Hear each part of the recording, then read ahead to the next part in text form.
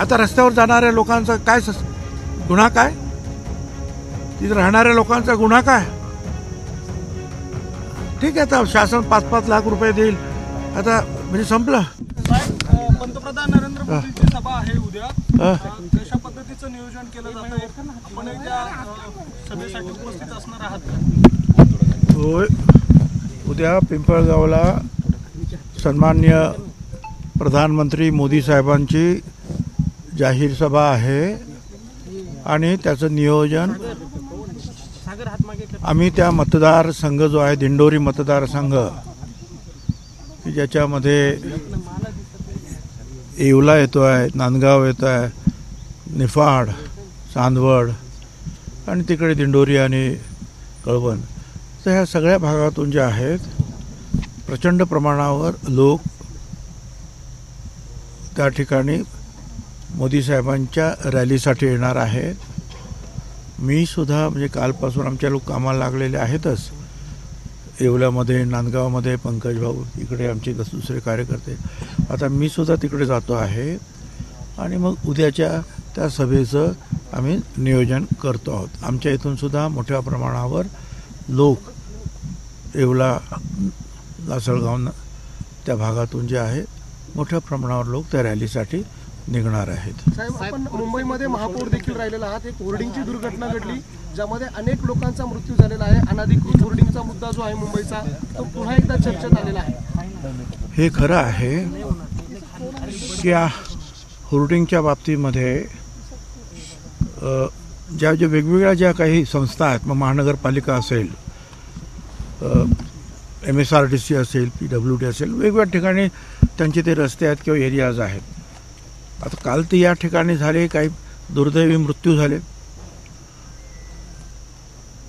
परंतु सांताक्रूज या वांद्र्यावरून सांताक्रूजला जात असताना एअरपोर्टकडे मोठमोठे जे आहे वजनदार अशा प्रकारचे होर्डिंग्स असे लागलेले आहेत की जे त्या रस्त्याला समांतर पाहिजे होते नियमाप्रमाणे, ते असे रस्त्याच्या मध्ये आलेले आहेत मोठे, आणि त्याच्यावर मग ते इलेक्ट्रॉनिक्स चालू असतं. त्याचं वजन पण खूप आहे आणि ते सगळे बेकायदेशीर आहे, म्हणजे ते तक्रार पण मी केलेली आहे. आणि ते जर तसे जर पडले तर ते आणखी वजनदार वगैरे आहेत आणि मोठा आणखीन प्रॉब्लेम होणार आहेत. म्हणून माझी विनंती आहे, हे सगळे जे काही होर्डिंग्ज आहेत, ह्या होर्डिंग हे नियमाप्रमाणे आहेत की नाही, या सगळ्या ठिकाणचे याची चौकशी झाली पाहिजे.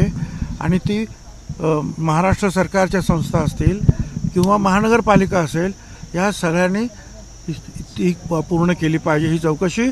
आणि केवळ आम्ही नोटीस दिलेली आहे आणि मग आम्ही कारवाई करणार आहोत, अरे बेकायदेशीर आहे सरळ सरळ, तर मग आणखी मग वेळ कशाला काढता तुम्ही?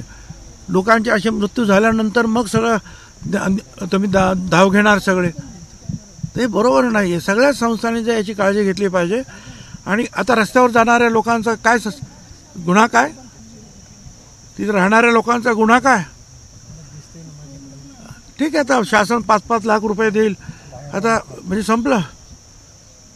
गाड्यांचं नुकसान झालं, किती प्रचंड, तो म्हणजे किती असायला पाहिजे त्याची साईज, त्याच्यापेक्षा कितीतरी मोठी प्रचंड अशी ती साईज त्याची होती. म्हणून आता हा दुर्घटना झालीच आहे, तर ह्या सगळे जे काही आहे पश्चिम द्रुत गतिमार्ग जो आहे विशेषतः वर्दळीचा, त्या ठिकाणी आडवे आलेले हे सगळे जे काही जाहिराती आहे, बोर्ड्स आहेत, होर्डिंग्स, आणि त्याचं वजनही खूप आहे, परत तुम्हाला सांगतो. आणि असे इतर ठिकाणी अनेक ठिकाणी असतील. ह्या सगळ्यांची जी आहे इन्क्वायरी करा, चौकशी करा. योग्य असेल त्याचं फाउंडेशन ठीक आहे की नाही, पडणार नाही, काही एक टीम कामाला लावली महानगरपालिकेने किंवा PWDने, तर काम होऊन जाईल. आठवड्याचं काम आहे, ते करावं असं माझी प्रयत्न राहणार आहे. साहेब, त्याला जो ठेकेदार आहे भावेश भिडे नावक, त्याचा उद्धव ठाकरेंबरोबरचा एक फोटो समोर आला आणि मातोश्रीशी संबंधित तो होता, म्हणून त्याच्यावर आजपर्यंत कारवाई होत नाही असा विरोधकांनी आरोप केला. अहो काय, आता आहे की सरकार आमचं आहे, महानगरपालिका सुद्धा जे आहे आमचीच आहे सध्या, हां, म्हणजे सरकारच्या. उद्धव ठाकरेचा काय संबंध, असं ऐकून घ्या हो. आणि अशा अनेक लोक जे असतात, हे जे व्यापारी असतात धंदेवाईक, ते नेहमी आमच्याकडे सुद्धा येतात. पुष्पगुच्छ घेऊन काय तर मिठाई घेऊन फोटो काढतात. माझ्याकडे तर कोणी पण येते आणि फोटो काढतं. मी नाही म्हणू शकत नाही. आता कोण आहे, काय आहे, आपला कार्यकर्ता आहे की नाही हे सुद्धा कधी कधी लक्षात येत नाही. आणि मग अशी लोक असल्याने सगळ्यांकडे त्यांचे फोटो असतात. तर त्याच्यावरून काही इन्फ्लुअन्स काढणं हे योग्य आहे असं मला वाटत नाही. काय आपण त्याच्यात राजकारण आणण्याचा काही प्रयत्न करू नये. आणि तो कुणाचाही असेल, किती मोठा असेल तरी त्याला सजा शिक्षा झाली पाहिजे. साहेब, कर्नाटकामध्ये नाथ ऑपरेशन होईल अशा स्वरूपाचा दावा एकनाथ शिंदे केलाय. सत्तांतर होईल अशा स्वरूपाची त्या ठिकाणी प्रतिक्रिया दिली जाते. मला त्याची काही कल्पना नाही. मला त्याच आता मुख्यमंत्री काय मला सगळ्या गोष्टी सांगत नसतात. हां, चला. पृथ्वीराज चव्हाणांनी दावा केलाय की शरद पवार गटाला राज्यात एकही जागा येणार नाही आणि शिंदेंना 3 ते 4 जागा येतील. आता हे सगळं जे आहेत हे सगळे ज्योतिष सांगतायत. आता थोडा वेळ थांबा ना. 4 जूनला किती वेळ लागणार आहे? 4 जूनला संध्याकाळपर्यंत सगळं चित्र जे आहे स्पष्ट होईल. कोणाला किती जागा मिळत आहेत, कोणाला किती जागा मिळत आहेत ते कळेल ना. आता थोडंसं धीर धरायला काय हरकत आहे. परंतु आता जे आहे होणाऱ्या ज्या निवडणुका, आता आणखीन एक फेज महाराष्ट्रामध्ये राहिलेला आहे, त्याच्यावर कदाचित परिणाम घडावा म्हणून सुद्धा हे अशा प्रकारचे वक्तव्य येत असतील. साहेब, मुख्यमंत्रीचा दौरा होता परवा. सगळे संघटनांना बोलवलं, तुम्हाला आमंत्रण नव्हतं त्या कार्यक्रमात? मी संघटना नाही, मी मंत्री आहे त्यांच्या मंत्रिमंडळातला. माझी त्यांची चर्चा झालेली आहे. फोनवर सुद्धा चर्चा होते आहे. फॉर्म भरायला पण मी त्यांच्याबरोबरच होतो. नंतर तुम्हाला सगळ्यांना माहिती आहे सातपूरला सुद्धा जे आहे जी रॅली निघाली त्याच्यामध्ये सुद्धा 3 तास मी होतो. प्रश्न असा आहे की मुख्यमंत्र्यांनी जे आहे काही संघटना ज्या बोलवल्या होत्या, म्हणजे डॉक्टरांची असेल, ती क्रीडाईसारखी असेल किंवा आणखीन काय असेल, त्यांचं मत जाणून घेण्यासाठी किंवा काही कार्यकर्ते जे अजून नाराज होते त्यांना समजवण्यासाठी ती चांगली गोष्ट आहे आणि त्यांनी ते करायला पाहिजे. आता मला काय समजवण्याचं काही काम नव्हतं कारण मी कामाला लागलेलोच आहे.